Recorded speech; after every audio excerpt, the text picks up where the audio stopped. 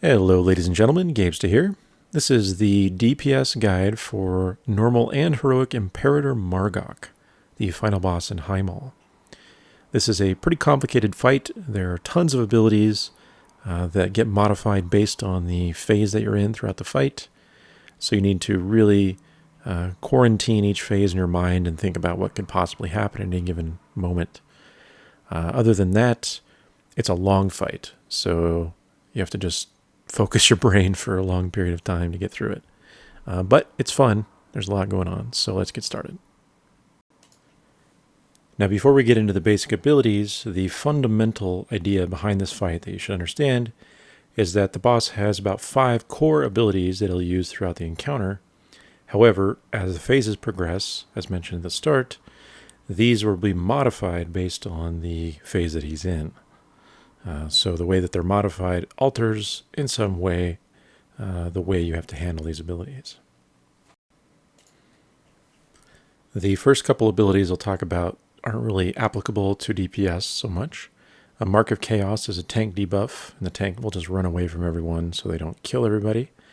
The Arcane Aberration is a big spawn that, as a DPS, you'll want to focus on most likely, unless your raid calls just to ignore it and cleave it down, I guess. But otherwise, you're not really going to focus on that stuff. The Force Nova is the first ability that you need to worry about, which is a wave of damage coming out from the boss. There you can see the wave there. The best course of action is simply go straight through it, because you cannot avoid it. It hits the entire room, so you can instead just push through it as quickly as possible so you take as little damage as you can. If you have a teleport or a blink or something, you can use that and not take any damage from it. But otherwise, just running through it is key. The next major ability that you'll have to worry about if you are a ranged DPS is the mines, or displacement. These are very frequent. You can see the red circles on the ground on the right are this phase version of mines. Basically, they target a random ranged raid member, and you need to move out of that area within just a couple seconds or it will explode and apply a pretty nasty debuff as well as damage on you. So it depends on your raid strategy, but if you're using the same strategy as we are, the ranged DPS will simply stack up on top of one another. When a mine targets somebody, it doesn't matter who it is, everyone moves to the same direction, and then you wait there until the next mine, and then you move again in the same direction, and so on. So if you do that properly, the mines are very simple to avoid. It's kind of a group effort. The final core ability is Branded. And this one requires special attention because it does require a quick and precise action for everyone involved, including DPS. So throughout the entire fight, if Branded is targeted on you, basically it's Arcane Wrath that causes this debuff, you'll have 4 seconds until the debuff will expire. When it expires, it will jump to the nearest player within a certain maximum jump distance. So early on, you probably will not be in charge of handling this. Usually it's handled by 2 select individuals. But you can be targeted by the initial cast. So if you get the initial cast, you'll want to run out toward the designated position for the players that are handling Branded. Usually it's just backwards. And wait there until it jumps after the 4 seconds. If it jumps to one of those appropriate players, then you immediately move back to your assigned position and proceed with the fight as normal. You should not have to handle the Branded stuff in any way. If you are one of the DPS that is assigned to handle Branded, I'm not going to spend a huge chunk of this particular guide explaining that section. So please just check out the Normal+Heroic raid guide at the bottom there, bottom left, and go to the table of contents and click on this section that talks about Branded in detail. And that will explain how our raid at least chooses to handle it, and if you're a DPS assigned to doing so, you can find the information there. So with the core abilities basically explained, we can move on to the phases. Phase 2 begins at 85% health, and everything is modified by the displacement modifier. So this generally alters movement in some way. So you can see here, if you get the Branded debuff, if you're the initial target, you are surrounded by a fiery ring. This ring prevents you from moving out further than the edge of that ring. If you try to do so, you'll be teleported back to the middle. So when you're trying to pass the branded to your branded pair or team that handles it, make sure you don't move so far out that you actually touch the edge and get teleported back, because that'll just make things more difficult. Other than that, the mines are pretty much the same. They just grow larger. The Force Nova is pretty much the same, except it pushes you back slightly, so make sure you just push against it to get through quickly. And you can kill the ad still, the aberration, when it pops up. And that's pretty much it. So Phase 2, not much different for DPS than Phase 1. Now for the first intermission phase, which starts around 55% health on the boss, he will be immune for 60 seconds during the phase. So you need to focus DPS on the other targets. Generally speaking, the raid will focus on one of the war mages first and foremost. In our case, we're focusing on the left spawn. They both spawn near the doorways. And these mages will fixate on random raid members. So if you become fixated, for 20 seconds while you're fixated, you should move outside of the raid a few yards so you're not near anyone else. Because the bolts that they shoot have a small splash radius, so you don't want anyone else to get hit by the damage. Otherwise, when you're outside a bit, you can just continue DPSing the primary mage target. If you're a melee DPS and you're targeted by the fixate, obviously you don't want to stay in melee range and splash on the other melee, so we found it was best for that melee fixated target to switch and start attacking the other war mage, the second one. And if you get fixated by the second war mage while it's active, or while it's being killed rather, then you can go instead attack the aberrations with the tank.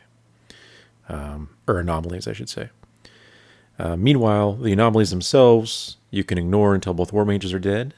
Once the war mages are dead, single target DPS the anomalies down.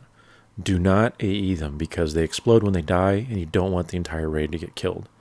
And expanding on that idea a little bit, don't be afraid to just stop attacking them for a bit and let them die slower than they are at the present time so that you don't kill anybody.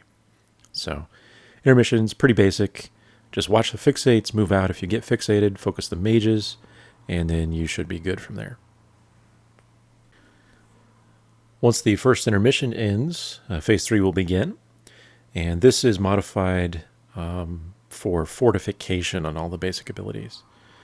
So you'll notice that we're all stacked up, the range are all stacked up along sort of the left side of the room, out from where the boss is on that left side initially.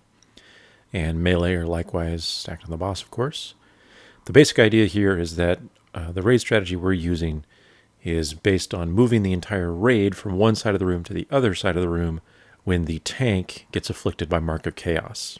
Because on this phase, Mark of Chaos roots the tank in place, so he or she cannot get out on his or her own. You have to do it yourself. So raid goes from left to right when Mark of Chaos is used, and then back from right to left when it's used again, and just repeat this process. Otherwise, Phase 3 for DPS is largely the same. Focus the boss, kill the aberration when it pops, avoid the mines as you're moving across safely, move the branded backwards behind yourself to meet up with the branded team that's handling it, assuming that's the strategy, and Force Nova on this phase is actually particularly dangerous. It's sets of 3 waves right in a row.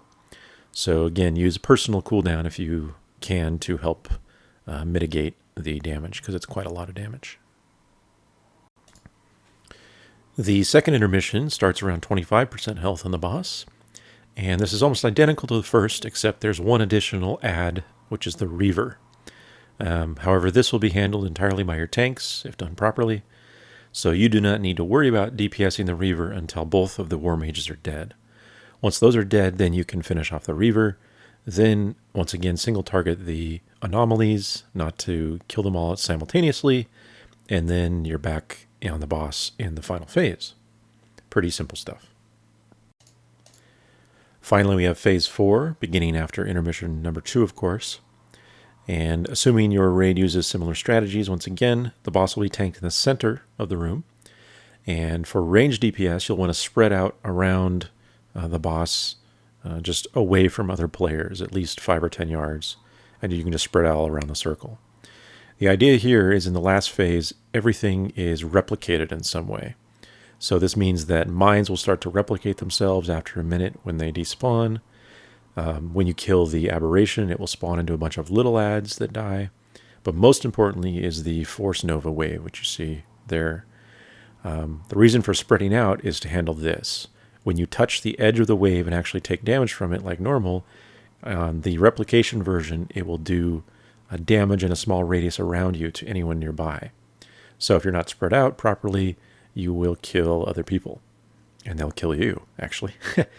So for range, it's pretty easy to mitigate because you can just spread out. But for melee in particular, you're going to want to use personal cooldowns when this occurs. And you may even consider running out a little bit yourself just to mitigate some of the damage. It's worth losing, 5 seconds of DPS time to not risk killing yourself or another melee player if you're melee DPS. The final ability to watch for is the Mark of Chaos in this phase. It causes a series of 8 orb volleys to shoot out from the tank's location, but he or she should still be running far away from the raid before it goes off. So as long as the raid communicates when that's coming out, you can just watch the path of those orbs. They're going to go in a straight line, so you can just dodge those easily, and that's pretty much it. So that's the entirety of Margok for DPS on both Heroic and Normal. It's not too complicated. Mostly you're focusing on a single target at a time. Very little AE damage is necessary. Very little target swapping is necessary. So it's mostly about handling the minor changes in abilities as the fight progresses. And for ranged DPS in particular, getting used to dodging the mines that are very, very frequent. And because the fight is so lengthy, you have to dodge tons of them over the course of the entire duration. So anyway, I hope you enjoyed. As always, good luck. Thanks for watching, and I'll see you for Mythic.